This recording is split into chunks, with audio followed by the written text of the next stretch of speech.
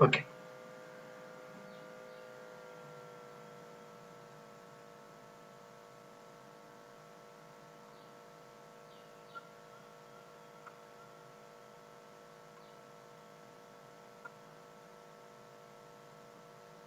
So please note, after this third module, you will be able to apply the methods for determining the system reliability from reliability factors of various elements or various components. A particular system have a number of components. So associated with a number of components, reliability factor is there. I told you the quantitative value of reliability is known as reliability factor. We discussed about that in first module. Okay, that value it is known as reliability factor. So by using that reliability factor of individual component, we can find the reliability factor of the system. So the reliability of system is known as system reliability. Okay, so we are going to cover this area. Okay, means after this third module, you will be able to achieve the third module, third course outcome. So that one is the expectation. Okay, still I am following this reference book, the same reference book, LS Trainer, Reliability Engineering, East West Press, 4th edition. Okay, so I told you normally a system consists of a number of elements. A number of components will be there in a particular system.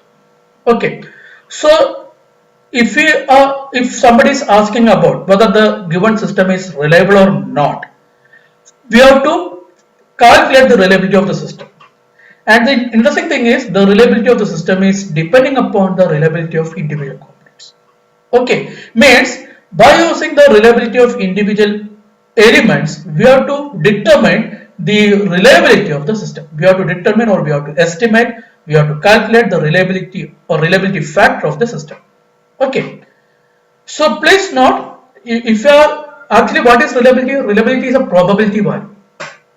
It is varying from 0 to 1. It is lying between 0 and 1. Okay, so it's a probability factor. So if you are finding, if you are asked to find the system reliability, means again we are finding the probability of survival of the system. That is depending upon the probability of survival of individual components. Means we are going to apply the combinational rules of probability. We are going to apply the combinational rules of probability. In order to find the system reliability, we are going to apply the combination rules of probability of individual components. Okay. So now, in order to find the system reliability, the first we have to represent.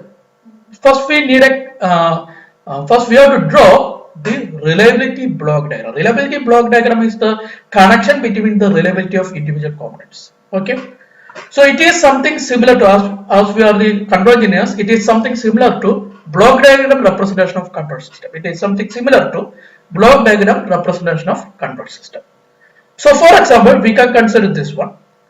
So this one is a automobile system, and we are considering the driving part of that automobile. Okay, so you can see that the driving part have a transmission unit. This one is a transmission unit. That one is connected to drive shaft. That one is connected to differential. That one is connected to right and left axle. Okay, that is connected to right and left free. So this driving mechanism will operate satisfactorily if all these components are operating satisfactorily. Am I correct? If any one component is failed, for example, if drive shaft is failed, means definitely the system will fail. Means the reliability of this driving mechanism is depending upon the reliability of transmission, reliability of drive shaft, reliability of differential, reliability of right and left axle, reliability of right and left. Is it okay? So that one is represented here. So we can take this one is this transmission as the first component. Say we can write it as x1. We can write this one drive shaft as x2, the second component. We can take the third one differential. This differential as third element x3. We can take this one is x4. This one as xy. This one is interchangeable, no problem. Okay. So I will tell you the difference between the block diagram used in control system and block diagram used in reliability. Okay, now this one is x6, this one is x7. Okay, so please note, in control system definitely this transmission unit has some transmission, so I can draw that. So please remember this sequence: transmission, drive shaft, differential, left and right axle, then left and right or right and left wheel. Okay, transmission, drive shaft, differential, axle and wheel. Okay, so please note, if it is a control system, definitely the transmission unit have some transfer function. We represented transmission unit by using x1. So some transfer function is there associated with transmission unit. Okay. Now it have a particular input, then the output is given to what? Then after transmission we have drive shaft. So that is x2. So gx2 of s. Is it okay? Now the drive shaft output, that one is a rotary movement. So that one, its angle is changed by using that differential. So that is g x3 of s, right? Now from this output is given to two units. One is the right axle, that is gx4 of s, right? Then next one is given to left axle gx5 of s. Okay, now the right axle, the output of right axle is connected to the right wheel gx6 of s. Okay, now the output of this one is connected to the left, this one is left axle, that one is connected to left wheel. So this one is the block diagram representation of that control system, that instrument. Okay, so this one is an open loop system, maybe some feedback etc may be there, we are not considering that. Now what about reliability? For reliability, please note the successful operation of these individual components are very important. If any one component is failed, the system will fail. Am I correct? If any one component is failed, the system will fail. Am I correct? Or the system will survive if all components are survived. So say the survival of the system, we can represent it as S. The survival of the system, we can write it as S. Is it okay? So the system will survive if x1 is survived and x2 is survived and x3 is survived and x4 is survived and x5 is survived and x6 is survived and x7 is survived. So you can see that if you are checking the survival of the system, all are AND operations. There is no parallel operation, there is no OR operation or etc. Because the survival of individual components, survival of all individual components are important for the survival of the system. The system will survive if all components are survived simultaneously. So what about the probability of survival? The probability of survival P of S is equal to the probability of survival, the probability of simultaneous survival of all these 7 components. P of S is equal to P of x1 and x2 and x3 and x4 and x5 and x6 and x7. So that is why I am saying we are going to use the combination rules of probability. Okay, at this particular point we can't write this one is equal to P of x1 into P of x2 into P of x3 into P of x4 into P of x5 into P of x6 into P of x7. At this point we can't write. At this point we can write like this way. Is it okay? Now the block diagram representation of this one is x1, okay, x2, x3, x4, x5, X6, X7. So we are starting our reliability test from this point. So before testing, the reliability is 1.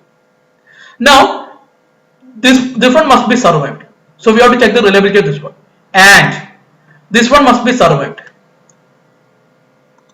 and X2 must be survived. So that is why a cascade combination, and X3 must be survived, and X4 must be survived, and X5 must be survived, and X6 must be survived, and X7 must be survived. Means this one have a reliability R1 into this one have a reliability R2, and this one have a reliability R3 into this one have a reliability R4, etc. The reliability of last one. So the product of this one will give the reliability of the system RS. Reliability of the system RS. So please note, if you have an AND operation, if you have an AND combination, a cascade block is used to represent that AND operation. So please note, this block diagram is used to represent the reliability of a system using the reliability of individual component. So this block diagram is known as reliability block diagram. This block diagram is known as reliability block diagram. Is it clear, all of you? Is it okay? Okay. So now we can consider another example. We have some unit is operating. Say some lathe is operating. So lathe require power supply. So a grid is there. Then from grid, power is taken through fuse. Then we have main switch. Then that one is given. Forget about other switch and etc. That one is that power supply is given to this lathe. Now it have an alternate source. Some backup is there. Maybe solar system or something. Lathe is a large power is required for lathe, so direct backup is not sufficient. Solar power system is not sufficient. We need some inverter, etc. Forget about that. Say this lathe is operating with by using the backup also. Means if there is no main switch, lathe will use this backup. Now if somebody is asking about the reliability of this system, you can see that the reliability of the entire system. So we can write this grid as X1, this fuse as X2, this main switch as X3, this backup as X4, this lathe as X5. Okay. Now what about the system reliability? Definitely this lathe, it has to survive, right? It has to operate satisfactorily. So we have one block is X5. Now you can see that it is also depending upon these two. So this system will operate up to this point. The lathe will work if either this power supply is available or this backup is available. Anyone. If anyone is survived, if anyone is operating, definitely lathe will operate. Okay. So please note, one is X4. You know, to operate X5, X4 has to survive, right? Now what is the next one? You know, to operate lathe, either X4 or this combination has to survive. What is that combination? We have X1, we have X2, we have X3. Okay, so either this combination has to work, means this combination has to work, or this power backup has to work. You know, to operate lathe, either this top combination has to work or this bottom one has to work, you know, to operate lathe. And what about the top combination? You know, to get a satisfactory power supply from grid, the satisfactory operation of simultaneous operation of X1, X2, X3 are required, right? If any one is not working, we can't take power from grid to this lathe. if anyone is not, if fuse is not working, or if main switch is not working, or if there is no power supply in grid, this entire combination will not work. Means here we have an AND operation, x1 and x2 and x3, then or x4 and x5. So what we can write, x1 and x2 and x3. Now this one is or with x4, then this one and with x5. So this one will give the satisfactory operation of S. So what about probability of survival or probability of system? That is RS. RS equal to P of S. That is equal to probability of this one. So that one is represented by a block diagram here.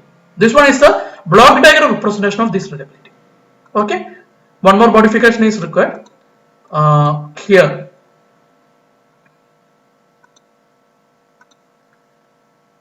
Always reliability, the left side is, we are calculating reliability from left to right, so always it is starting from 1.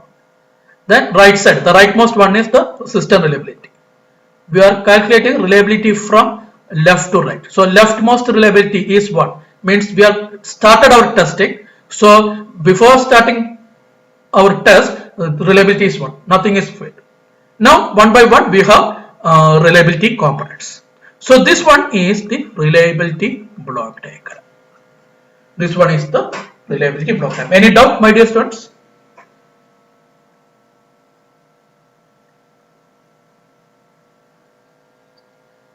Okay, so this one is one example of another example of reliability block diagram. So I told you we are always starting from left to right. This one is the leftmost node and this one is the rightmost node. So this one is component 1. The reliability is marked below 0.99. Now then we have this system, this part. This one is a subsystem. Okay. So we can say this one is x1. We can say this one is this big subsystem as x2. Then last one is x3.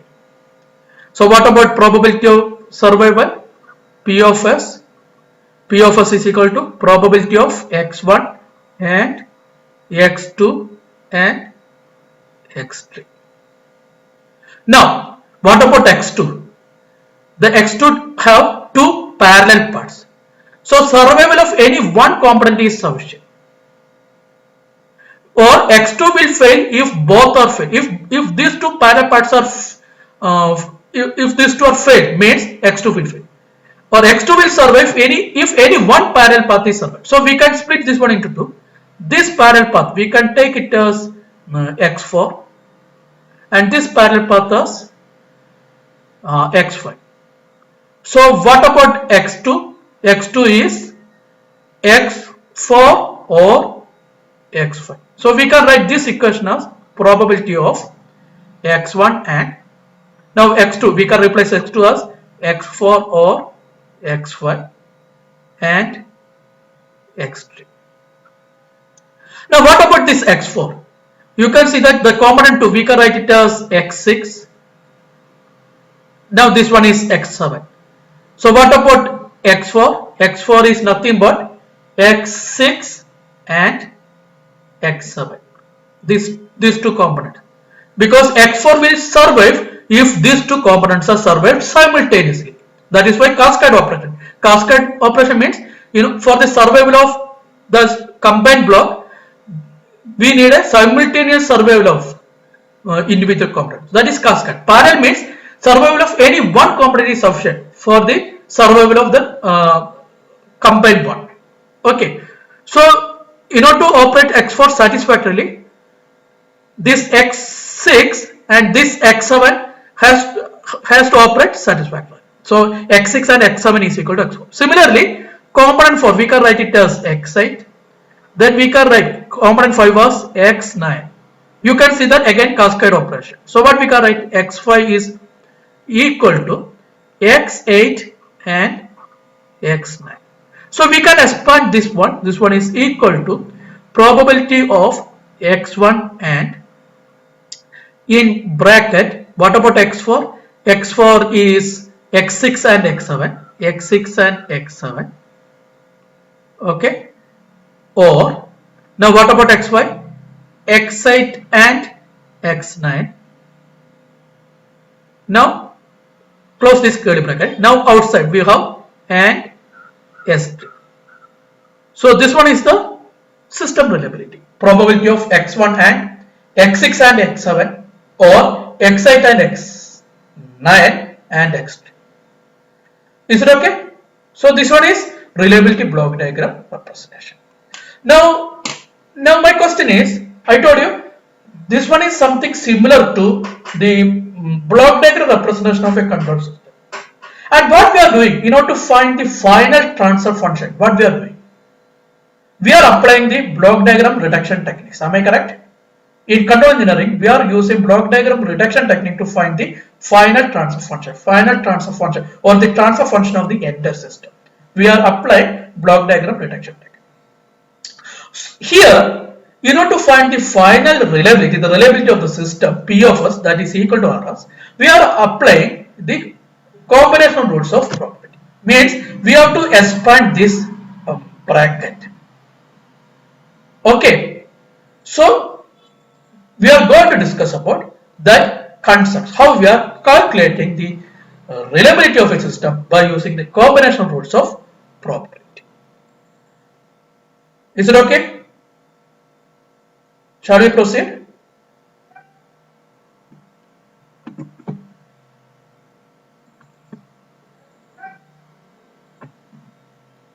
Okay.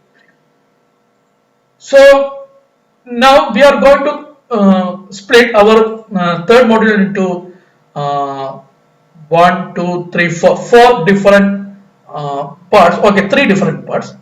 Already we completed one, so remaining 3 parts are there. First one, we are discussing about how to represent the series configuration or cascade configuration, how to apply the combination rules of probability if you have the cascade combination or series configuration, and if you have a parallel configuration, how to apply the combination. So that one is one topic that we are going to discuss. Next one is if you have a mixed configuration like this reliability block diagram. So here in this particular figure we have a mixed configuration. We have cascade part, this component 1 and this ender part, and component 6 are the cascade configuration.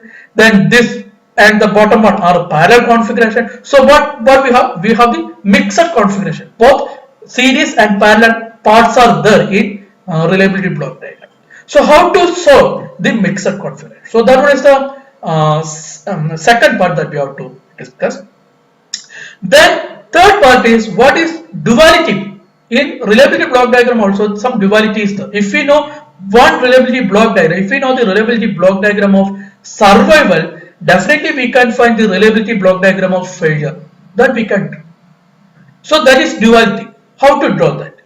Okay. So these are the 3 topics that we have to discuss in third module.